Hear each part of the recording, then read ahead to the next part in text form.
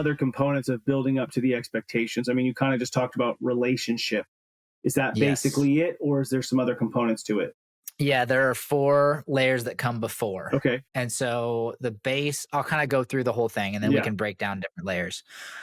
Faith is the foundational layer, and the acronym is FORGE if it helps you memorize. Okay. Faith, ownership, respect, groundbreaking adventure, and expectation. So faith, there's 3 levels. And this actually comes before ownership. Like Jocko says, ownership's number 1.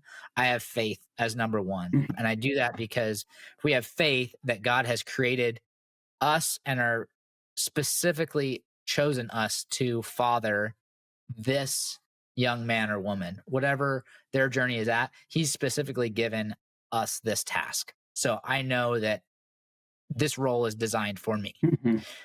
There's no black or white in that. Like if you pick a job that could be for you or could not be for you, but our kids were created for us to parent.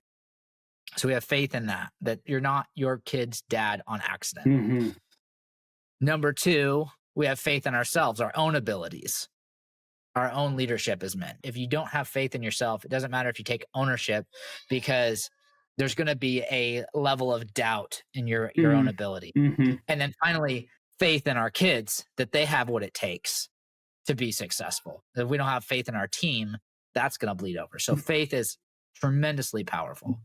And then we go to ownership, which I'm sure if you're listening to this podcast, you've probably read or you've heard of Jocko Willink's Extreme Ownership and the power of we like focus on ourselves rather than putting the focus on others.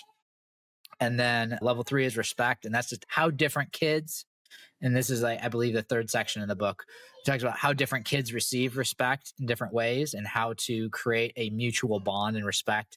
So when you sit down for coffee with your kids, that there's a powerful connection. Mhm. They respect who you are, you respect from there, and we can open the door to deeper conversations.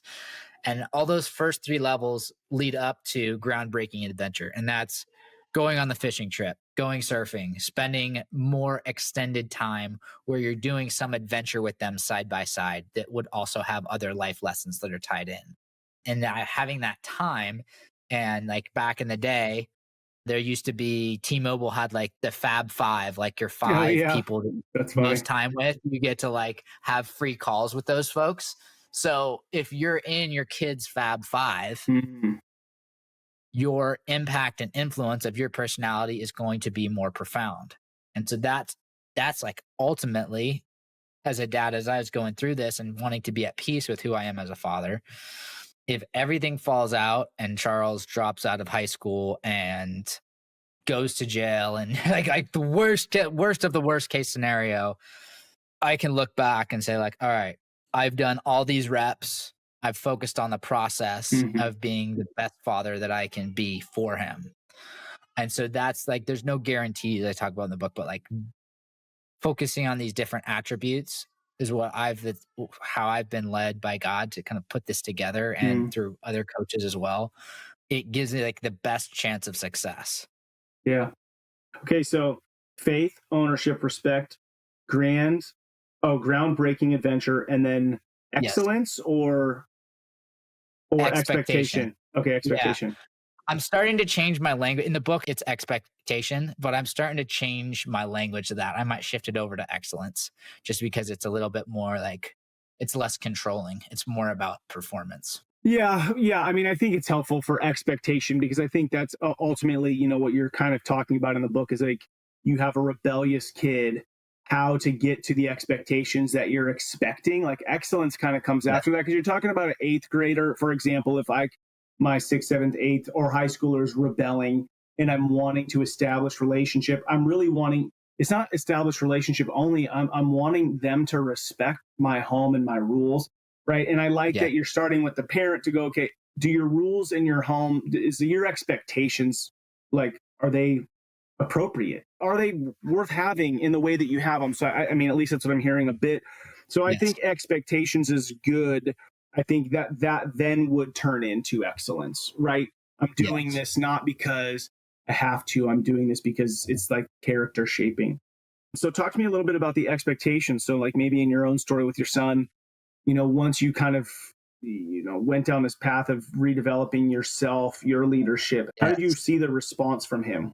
Well, the first thing I would say is if, as a dad, you do a really good job on the first 4 levels, Hmm. the top level should be fairly easy.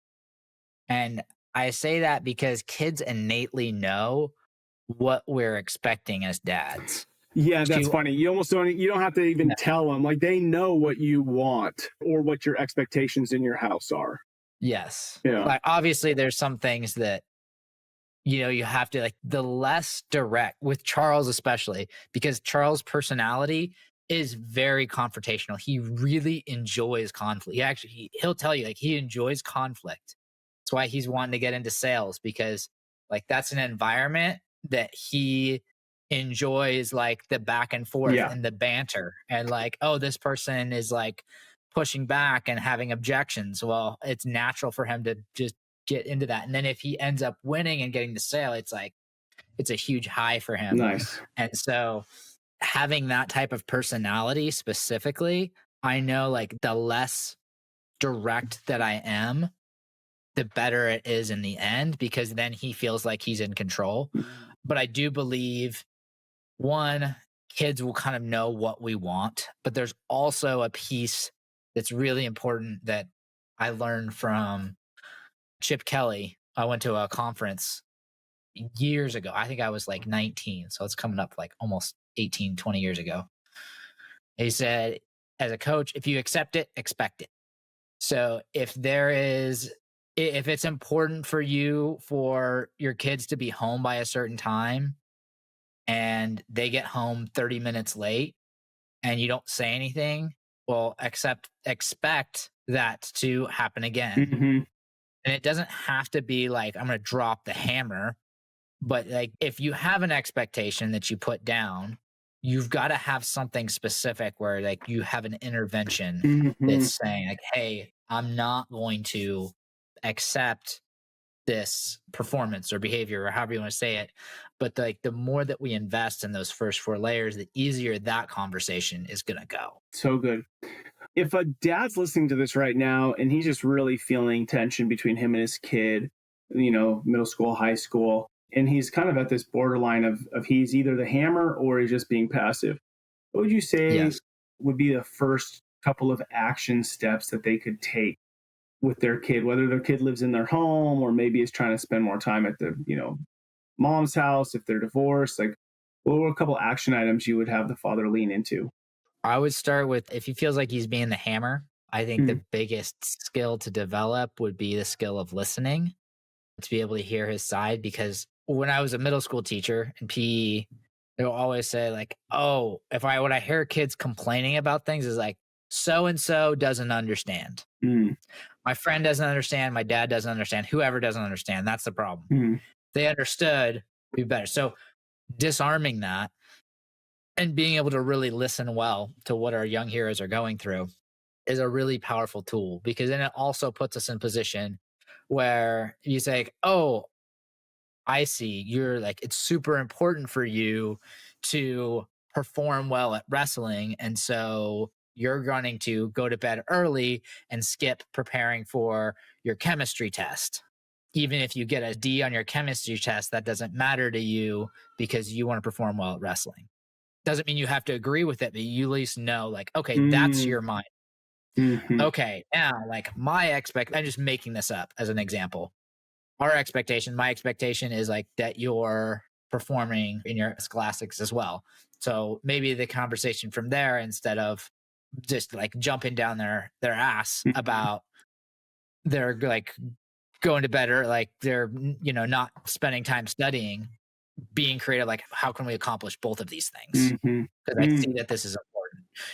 So having that space of understanding, it takes down some of that defensive barrier mm. that's very natural for the teenager to create.